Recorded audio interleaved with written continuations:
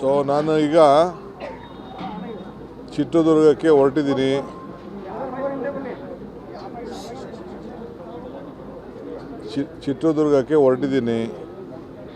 ನಮ್ಮ ಎಚ್ ಹನುಮಂತಪ್ಪನವರು ಒಬ್ಬ ಹಿರಿಯ ಕಾಂಗ್ರೆಸ್ಸಿನ ಮುತ್ಸದಿ, 3 ಬಾರಿ ರಾಜ್ಯಸಭಾ ಸದಸ್ಯರಾಗಿದ್ದರು. ರೈಲ್ವೆ ಕಮಿಷನ್ಗೆ ಚೇರ್ಮನ್ರು ಕೂಡ ಆಗಿದ್ದರು.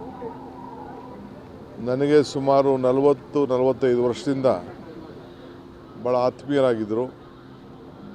ಸೊ ನಮ್ಮ ಪಕ್ಷದ ಹಿರಿಯ ನಾಯಕರು, ಉಪಾಧ್ಯಕ್ಷರಾಗಿ ವಿವಿಧ ನಮ್ಮ ಸಂಸದೀಯ ಕಾರ್ಯದರ್ಶಿಯಾಗಿ ಕೂಡ ಎಲ್ಲ ಕೆಲಸ ಮಾಡಿದ್ದಾರೆ ಪಾರ್ಲಿಮೆಂಟಲ್ಲಿ.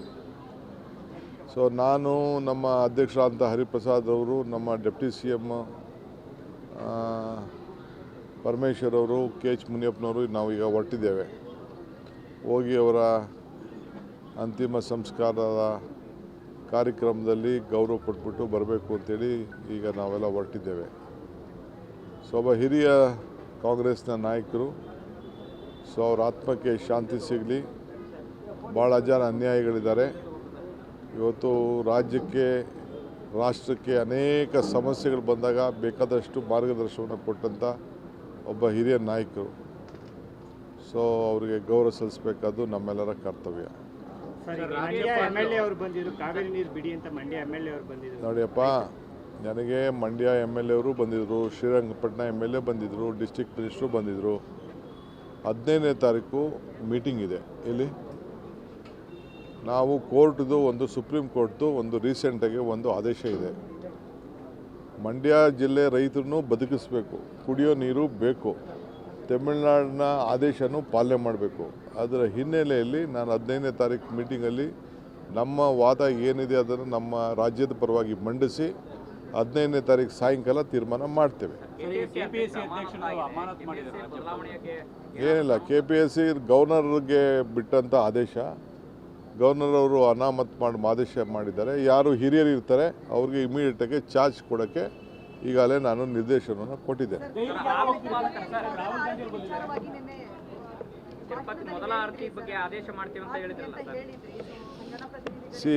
ತಿರುಪತಿದು ಏನಂತಂದರೆ, ನಿಮಗೆ ಅಲ್ಲಿ ಒಬ್ಬ ಆಫೀಸರು, ಮಹಾರಾಜರ ಕಾಲದಿಂದ ಮೊದಲನೇ ಆರತಿ ನಮ್ಮ ಕರ್ನಾಟಕದ್ದು, ಅಲ್ಲೊಬ್ಬ ಆಫೀಸರು ಕೊಡ್ತಾ ಇರ್ತಾನೆ. ಆಫೀಸರ್ ಬದಲು ಯಾರು ಅಲ್ಲಿ ಜನಪ್ರತಿನಿಧಿಗಳು ಹೋಗಿರ್ತಾರೆ ಅಂಥವ್ರಿಗೆ ಒಂದು ಅವಕಾಶ ಮಾಡಿಕೊಡೋಣ ಅಂಥೇಳಿ. ಇಲ್ಲ MLA, ಈಗ ಮಂತ್ರಿಗಳಿಗೇನೋ ಸ್ವಲ್ಪ ಅವಕಾಶಗಳಿರ್ತದೆ, ಜಡ್ಜ್ಗಳಿಗೂ ಅವಕಾಶ ಇರ್ತದೆ. ಇಲ್ಲ ಜಡ್ಜೋ, ಇಲ್ಲ ನಮ್ಮ ಮಂತ್ರಿನೋ, ನಮ್ಮ ರಾಜ್ಯಕ್ಕೆ ಸಂಬಂಧಪಟ್ಟಂಥವ್ರು, ಶಾಸಕರುಗಳೋ, ಇಲ್ಲ ಅಧಿಕಾರಿಗಳು ಯಾರಿದ್ರೆ ಅವ್ರಿಗೂ ಒಂದು ಅವಕಾಶ ಸಿಕ್ಕಲಿ ಅಂತ. ಎಲ್ಲ ಪಾರ್ಟಿಯವ್ರಿಗೂ ಸಿಕ್ಕಲಿ. ಇದೇನು ಬರೀ ಕಾಂಗ್ರೆಸ್ಸು ದಳ ಅಂತಲ್ಲ. ಯಾವುದೇ ಶಾಸಕರು ತಿರುಪತಿ ದರ್ಶನಕ್ಕೆ ಹೋದಾಗ ನಮ್ಮ ರಾಜ್ಯದ ಪರವಾಗಿ ಆರತಿಗೆ ಕೊಡೋಕ್ಕೆ ಒಂದು ಅವಕಾಶ ಇದೆ. ಮೊದಲನೇ ಆರತಿ ನಮ್ಮದು. ಏನು ಆ ತಟ್ಟೆನ ತೆಗೆದುಕೊಂಡು ಹೋಗಿ ಆ ಅಧಿಕಾರಿಗಳು ಅವ್ರಿಗೆ ಸಪೋರ್ಟ್ ಮಾಡ್ತಾರೆ. ಅದಕ್ಕೊಂದು ಗೈಡ್ಲೈನ್ಸ್ ಇದೆ. ಆ ಗೈಡ್ಲೈನ್ಸ್ನ ನಮ್ಮ ಪ್ರೋಟೋಕಾಲ್ ಪ್ರಕಾರ ನಾವು ಮಾಡ್ತೀವಿ. ಒಂದಿನ ತಹಶೀಲ್ದಾರ್ಗೂ ಸಿಗ್ಬೋದು, AC ಗೂ ಸಿಗ್ಬೋದು, ಶಾಸಕರಿಗೂ ಸಿಗ್ಬೋದು, ನಮ್ಮ ಮೇಯರ್ಗಳಿಗೂ ಸಿಗ್ಬೋದು, MP ಗಳಿಗೆ ಸಿಗ್ಬೋದು. ಅವ್ರಿಗೆ ಆ ಒಂದು ಭಾಗ್ಯ ಸಿಗಲಿ. ಯಾಕೆಂದ್ರೆ ಅವರೆಲ್ಲ ನಮ್ಮ ಜನರ ಸೇವೆಗೋಸ್ಕರ ಆರತಿ ಕೊಡೋದು ಕರ್ನಾಟಕಕ್ಕೆ ಒಳ್ಳೆಯದಾಗಲಿ ಅನ್ನೋ ದೃಷ್ಟಿಯಿಂದ ಅವತ್ತಿಂದ ಒಂದು ಪದ್ಧತಿ ಉಳಿಸ್ಕೊಂಡು ಬಂದಿದ್ದಾರೆ. ಬರೀ ಒಬ್ಬ ಆಫೀಸರ್ ಎತ್ಕೊಂಡೋಗಿ ಕೊಡೋದಕ್ಕಿಂತ ಜನಪ್ರತಿನಿಧಿಗಳು ಹೋಗಿ ಆ ದೇವರಿಗೆ ಪ್ರಾರ್ಥನೆಯನ್ನು ಮಾಡಲಿ ರಾಜ್ಯದ ಪರವಾಗಿ ಅಂತ ಒಂದು ಅವಕಾಶವನ್ನು ಮಾಡಬೇಕು ಅಂತ ನಾನೀಗಾಗಲೇ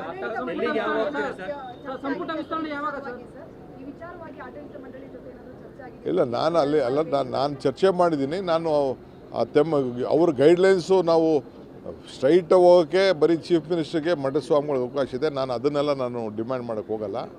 ರೆಗ್ಯುಲರಾಗಿ ಏನು ಹೋಗ್ತಾರೆ ಅದೇ ಪ್ರಕಾರ ಹೋಗಲಿ, ಕಾನೂನು ಪ್ರಕಾರ. ಐ ಡೋಂಟ್ ವಾಂಟ್ ಟು ನಮ್ಮ ತಿರುಪತಿ ಗೈಡ್ಲೈನ್ಸ್ನ ವಿರುದ್ಧವಾಗೇ ನಾವು ಇಂಟರ್ಫಿಯರ್ ಆಗಕ್ಕೆ ಇಷ್ಟ ಇಲ್ಲ ನನಗೆ. ತಿರುಪತಿದು ಏನು ಗೈಡ್ಲೈನ್ಸ್ ಇದೆ, ಅವ್ರದ್ದೇನು ಪದ್ಧತಿ ಇದೆ ಅದನ್ನೇ ಫಾಲೋ ಮಾಡಲಿ. ಆರತಿ ಕೊಡುವಂಥ ವಿಚಾರದಲ್ಲಿ ನಮ್ಮ ಪ್ರತಿನಿಧಿಗಳಿಗೆ ಅವಕಾಶ ಸಿಗಲಿ ಅನ್ನೋದು. ನೋಡಪ್ಪ, ನಾನು 6ನೇ ತಾರೀಕು ಅಸೆಂಬ್ಲಿ ಕರೀತಾ ಇದ್ದೀನಿ, ನಂಬರ್ 1. ಈಗ ಮುಂಚಿತವಾಗೇ, ಈಗ ನನಗೇನು ಲೇಟ್ ಏನಿಲ್ಲ. ಅವ್ರು ನನಗೆ ಟೈಮ್ ಕೊಟ್ಟಾಗ ಒಂದಿನ ನನಗೆ ಬೇರೆ ಕೆಲಸ ಇದೆ, ಒಂದಿನ ಹೋಗಿ ಬರ್ತೀನಿ. ಅದಾದಮೇಲೆ ಅವರು ಡೇಟ್ ಕೊಡ್ತಾರೆ ನನಗೆ. ಇನ್ನೊಂದು 3-4 ದಿನದಲ್ಲೇ ಡೇಟ್ ಕೊಡ್ತಾರೆ. 3-4 ದಿನದಲ್ಲಿ ಡೇಟ್ ಕೊಟ್ಟಾಗ ನಾನು ಹೋಗಿ ಬರ್ತೀನಿ.